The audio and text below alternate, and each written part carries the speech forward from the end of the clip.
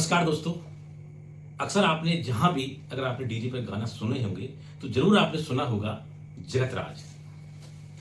कई बार आपने सुना होगा, एक बार नहीं कई बार हमने भी सुना है। लगभग 2010 के आसपास से सुनते आ रहे हैं कि जगतराज। और अब अगर हम आपको उस जगतराज जो आपने हमेशा सुना है कि जगतराज जगतराज, अगर हम आपको उन जगतराज से मिलाना चाहें तो आपको कैसा लगेगा? आइए हम मिलाते हैं आपको जगतराज प्रजापति, जिसके नाम से आप एक नहीं, जहां पर भी आप उत्तर प्रदेश के, हमने कई कोनों से सुना है लेकिन नाम तो चला था हमीरपुर से, लेकिन हम उत्तर प्रदेश किसी भी कोने में अगर हम डीजे पर एक अगर आवाज सुनेंगे, कोई भी गाना सुनेंगे तो जगतराज जरूर आएगा। आइए हम ऐसी शख्सियत जगतराज प्रजापति जी से आपको मिलाने जा रहे हैं, जिनके पास। नमस्कार, बहुत बहुत धन्यवाद। और हमारे भाई साहब को मैं बहुत बहुत धन्यवाद दूंगा कि आज उनके माध्यम से आपके साथ रूबरू होने का मुझे सौभाग्य प्रदान हुआ। जैसा कि भैया ने मुझे बताया कि जगतराज, तो ये मेरी पहली पहचान है जिसमें मैंने अपना एक कार्य क्षेत्र शुरू किया। डीजे जगतराज के नाम से मैं आप सब लोगों के प्यार से काफी विख्यात हुआ। और आप लोगों ने सुना होगा कि गानों में, जब भी शादियों में, किसी भी सेलिब्रेशन में अगर किसी फंक्शन की शुरुआत होती थी तो डीजे जगतराज से ही होती थी। तो बहुत बहुत धन्यवाद भैया। तो एक बात अच्छा, उस वक्त हमारा ये डीजे जगतराज का जो म्यूजिक कंपोजिशन का काम था, शुरुआत करने का कोई विशेष कोई लक्ष्य नहीं था कि हम किसी टारगेट को लेके चल रहे हो कि हमें डीजे की इस फील्ड में एक अच्छा नाम कमाना, ऐसा कुछ नहीं था। उस वक्त मैंने सोचा कि एक दो लोगों के मैंने पहले गाने सुने कि ये गानों में नाम कैसे डालते हैं, और ये जो सिंपल सॉन्ग होते हैं इनको ऐसी धमक लगा के ऐसा म्यूजिक कैसे ऐड करते हैं। तो कुछ मैंने इंटरनेट से ही सीखा और कुछ मैंने अपने कुछ सहयोगी जो थे मेरे, उनसे मैंने पूछा और ये काम शुरू किया मैंने 2010 में।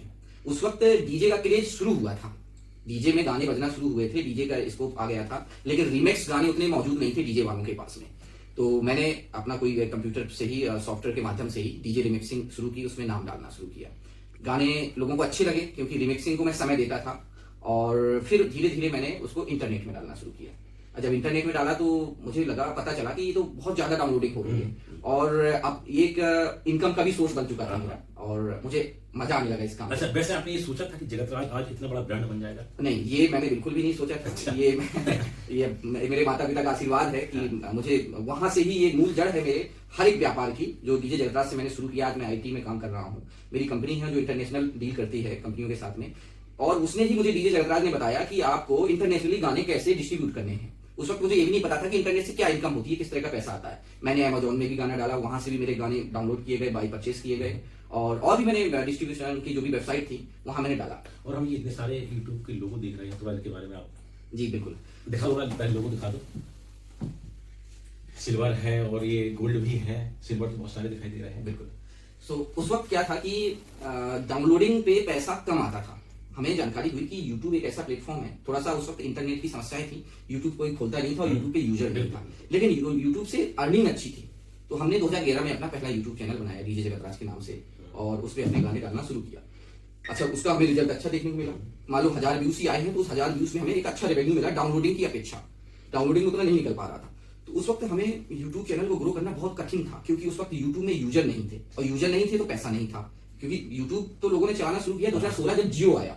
जब जियो आया 1 GB इंटरनेट आया, नहीं तो पहले तो लोग डाटा ऑन किया, काम किया और डाटा ऑफ किया। अब तो मोबाइल में 24 घंटे डाटा ऑन रहता है। तो हमने YouTube उस वक्त शुरू किया, और आप सोचिए कि उस टाइम पे हमने कितनी मेहनत की होगी अपने चैनल्स पे, तब जाके हमने ये 1 मिलियन सब्सक्राइबर जब आपके YouTube में हो जाते हैं तब ये गोल्ड प्ले बटन मिलता है। अच्छा। और जब 1 लाख सब्सक्राइबर हो जाता है तो ये सिल्वर प्ले बटन मिलता है। तो आप देखिए कि मेरे कितने YouTube चैनल थे जो सिल्वर प्ले बटन हर एक, अच्छा, एक चैनल से एक बार मिलता है। अच्छा। जितने ये सिल्वर प्ले बटन है उतने मेरे YouTube चैनल थे, और सब 1 लाख सब्सक्राइबर के ऊपर। एक मेरा जो मेन चैनल था डीजे जगतराज का, जो इस गोल्ड प्ले बटन, यानी कि गोल्ड प्ले मतलब कि आप यूट्यूब के गोल्ड मेडलिस्ट।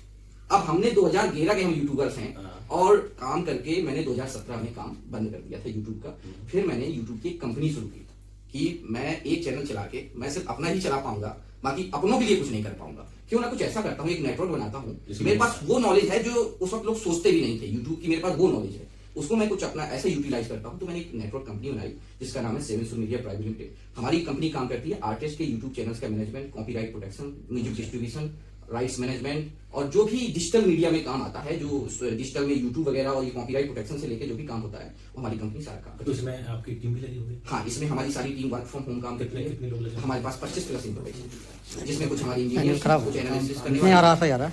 और बाकी सब अपने अपने डिपार्टमेंट के हिसाब से लोग काम करते हैं। बाकी हमारे पास मोस्टली इंडियंस आर्टिस्ट ना होकर के हम अदर फॉरेन कंट्री पे डील करते हैं। अच्छा, अब तो वैसे जो देश के प्रधानमंत्री नरेंद्र मोदी जी भी हैं, वो उनका भी कहना है कि रील भी रोजगार है। तो हाँ, रील है, तो- बिल्कुल है, हाँ। रील को हम कह सकते हैं, लेकिन वो आप डिपेंड करता है कि आप अपने काम को क्या दिखाना चाहते हैं। देखिए, हाँ। डांस करना या किसी गाने में परफॉर्म करना, ये तो बहुत ज्यादा भीड़ हो चुकी है, बहुत ज्यादा भीड़ हो चुकी है। इसमें आपको सक्सेस होने के लिए बहुत बड़े कॉम्पिटिशन को फाइट करना पड़ेगा, और कॉम्पिटिशन फाइट करने के लिए आपको कई चीजें ऐसी करनी पड़ेंगी जो आप नहीं भी चाहते होंगे, वो करना पड़ेगा। अब तो तो बहुत- आप अपनी क्रिएटिविटी दिखाइए। मोदी जी का रील्स बनाने का मतलब, कहने का मतलब यही है कि आप क्रिएटिविटी दिखाइए। आप किस चीज में एक्सपर्ट, मान लो मैं प्रजापति हूँ, मैं कुम्हार हूँ, मैं घड़ा बनाने में एक्सपर्ट हूँ, मैं वो दिखाऊँ ना कि मैं, देखिए चाक मेरी स्पीड देखिए, चाक चलाने की, घड़ा बनाने की मेरी स्पीड देखिए, मेरी कंप्यूटर चलाने की स्पीड बनाइए, मेरी खाना बनाने की स्पीड देखिए, मैं कैसे बनाता हूँ, क्या ये दिखाइए। आप देखिए, रील्स बना करके आप, मान लीजिए हमारी कंपनी ने कोई गाना लॉन्च किया है, आप उसमें रील्स बना रहे हैं, रील्स बना के ये लंबा स्कोप नहीं जाएगा। अच्छा, इसके बाद वैसे लोग फेमस होने के लिए बहुत सारे तरीके करते हैं, असली वीडियो भी हाँ, तो ये बिल्कुल गलत है, मैं इसका बिल्कुल सपोर्ट नहीं करता। ये कुछ 4 दिन की चांदनी मैं कहूंगा इसको, लंबा स्कोप नहीं है इस चीज में, और ये ऐसा नहीं करनी चाहिए। हमारा देश क्या है कि हमारे देश की जो संस्कृति है उस चीज को नहीं खत्म करना चाहिए, ये चीज देखना चाहिए। तो दोस्तों, हमें भी बड़ी उत्सुकता थी जगत राज भाई से मिलने की, तो आज वो मुलाकात हो चुकी है, बहुत अच्छा लगा। और वैसे भी आप रोजगार के, आपकी जो टीम है, तो अगर लोग पैसा कमाना चाहते हैं तो थोड़ा कम शब्दों में थोड़ा और बता सकते हैं कि जो नए लोग हैं, जो नए यूट्यूबर हैं, वो कैसे पैसा कमा सकते हैं इससे? सबसे पहली बात तो ये है कि यूट्यूब पे लोग जब काम करने की सोचते हैं तो चैनल बनाते हैं, और चैनल बनाने के बाद 15 दिन या 1 महीने उसमें काम करते हैं और हार के बैठ जाते हैं। बिल्कुल यही नहीं करना है। हाँ। यूट्यूब पे लाखों करोड़ों डेली चैनल्स बनाए जाते हैं। अगर यूट्यूब का एल्गोरिदम डेली सभी चैनलों को पुश करेगा हाँ। तो फिर तो यूट्यूबर ही होंगे हर जगह। बिल्कुल। यूट्यूब भी देखता है कि आपके कितना पेशेंस है। आप मिनिमम 90 दिन, यानी कि हमारा जो स्ट्रेटेजी काम करती है, हाँ। मिनिमम 90 दिन आप काम कीजिए यूट्यूब पे और कंटिन्यू काम कीजिए। अगर आप हफ्ते में 2 वीडियो डालते हैं तो हफ्ते में 2 डालिए, अगर डेली डालते हैं तो आप डेली वीडियो डालिए, लेकिन कंटिन्यू डालिए। ऐसे नहीं कि आप 1 महीने में थक के बैठ गए तो वो आप बैक आ गए। हम भी कई बार फेल हुए हैं, हम उस टाइम बहुत फेल हुए हैं, नहीं सक्सेस मिली है। तो अब तो आप भी इस समय 2 रास्ते अपना लिए, एक तो यूट्यूब है ही, दूसरा राजनीतिक रास्ता है। देखिए, हर व्यक्ति को सोचने का तरीका अलग होता है। मैं क्या सोचता हूँ कि पहले मुझे जरूरत थी अपने आप को स्थापित करने की, अपने आप को मजबूत करने की। जब मैं मजबूत नहीं होगा तो मैं समाज को मजबूत नहीं कर पाऊंगा। पहला फर्ज बनता है आप अपने घर को मजबूत करो, अपने आप को मजबूत करो, और दूसरा फर्ज आपका ये बनता है कि जब आप मजबूत हो जाओ तो अपने समाज के लिए, अपने लोगों के लिए। इसलिए मैं बाहर रहा, मैं छोटे से झांसी, मुंबई, ललितपुर, कई जगह, लेकिन अब मैं क्यों अपने वापस हमीरपुर रहने लगा, क्यों अपने समाज के लोगों के साथ उठता बैठता हूँ, मिलता हूँ, जुलता हूँ। भले वो राजनीतिक उद्देश्य हो या कुछ भी। देखिए, समाज से जुड़ना, राजनीति तो एक माध्यम है, राजनीति एक आपको वे मिल जाता है लोगों के पास जाने का, एक मिलने का। तो मेरा ये उद्देश्य है कि अपने लोगों के साथ जुड़ूं, उनकी अगर मैं कुछ मदद कर सकता हूं तो मैं मदद करूं, और इस हिसाब से हमारी समाज आगे आए, कहीं ना कहीं हमारे समाज और का। सुनने में ये भी आ रहा है कि हमीरपुर से आपकी तैयारी नहीं चल रही विधानसभा की। अब देखिए, इस बारे में तो मैं अभी आपसे कुछ चर्चा नहीं करूंगा। ये तो हमारी पार्टी के ऊपर, हमारे संगठन के ऊपर निर्भर करता है। अगर हम उस लायक होते हैं, हमारी मेहनत उस स्तर की होती है, तो हमें अगर पार्टी आदेश करेगी कि ये करना है तो वो करेंगे। पार्टी कहेगी घर में बैठना है, घर में, पार्टी कहेगी पार्टी का प्रचार करना है, वो करेंगे। हमारी पार्टी हमारे संगठन पर निर्भर करता है। बहुत बहुत धन्यवाद। अभी जो हमारी मुलाकात हुई थी, जगत राज प्रजापति यूट्यूबर थे, इसके बाद राजनीतिक पारी संभालते हुए, अब हालांकि उनका कहना तो यही है कि जैसा भी पार्टी आदेश करेगी उसी के तहत कार्य किया जाएगा। बहुत बहुत धन्यवाद। बहुत बहुत धन्यवाद।